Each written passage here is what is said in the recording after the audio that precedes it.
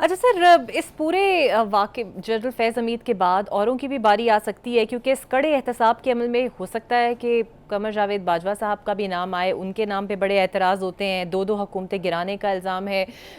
پھر وہ بھی ریٹائر تو ہو گئے لیکن اکثر تقریبات میں وہ ابھی بھی کھول کر ان موضوعات پر بات کرتے ہیں، اپنی صفائیاں دیتی ہیں، یہ بھی تو عوامی حق کی خلاف ورزی ہے۔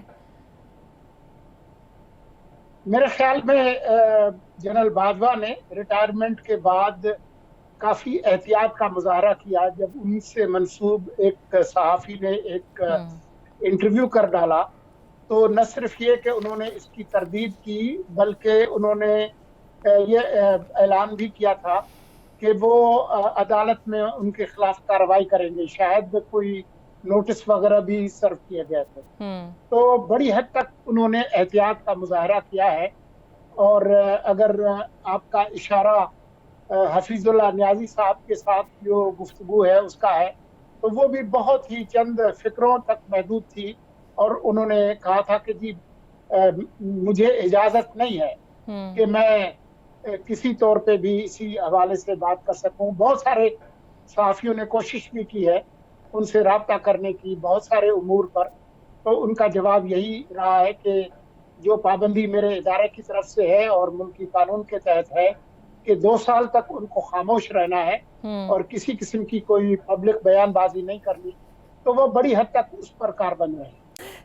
سر، سب سے اہم ڈیولپمنٹ تو آج کی یہی ہے کہ فیض حمید صاحب گرفتار ہو چکے ہیں، بہت سی جماعتوں حتیٰ کہ سپریم کورٹ تک کو ان کے کردار پر اعتراض رہا ہے۔ آپ کو لگتا ہے کہ احتساب کا دائرہ کار یہ صرف ٹاپ سٹی تک محدود رہے گا یا پھر آگے بھی بڑھے گا؟ شکریہ جی، آپ کے علم میں ہوگا کہ کافی عرصہ پہلے آئی ایس پی آر نے ایک پریس ریلیز کی شکل میں یہ بتایا تھا کہ سابق D A G I S I کے خلاف سپریم کورٹ کے فیصلے کی روشنی میں کارروائی کی جائے گی۔ تو آج کا جو پریس ریلیز ہے اس سے تو یہ ظاہر ہوتا ہے کہ یہ کارروائی بڑی حد تک ہو چکی ہے۔ ہو سکتا ہے کہ اس کے کچھ تانے بانے آگے بھی ہوں، لیکن میں نہیں سمجھتا کہ بات یہاں تک رہے گی، کیونکہ میرے خیال میں حالیہ سیاسی تاریخ میں جو سیاسی جرنیل جن کو کہتے ہیں ان میں شاید وہ سر فہرست رہے ہیں۔ خود سابق وزیر اعظم عمران خان اس کا اقرار کر چکے ہیں۔ آپ کو یاد ہوگا کہ جب اکتوبر 2021 میں ان کو کور کمانڈر کے لیے وہاں سے ہٹانا مقصود تھا، تو اس وقت بھی خان صاحب نے کافی پس و پیش سے کام لیا تھا اور کوشش کی تھی کہ ان کو رکھیں، بلکہ اس زمانے میں اس قسم کی مضحکہ خیز خبریں بھی آئی تھی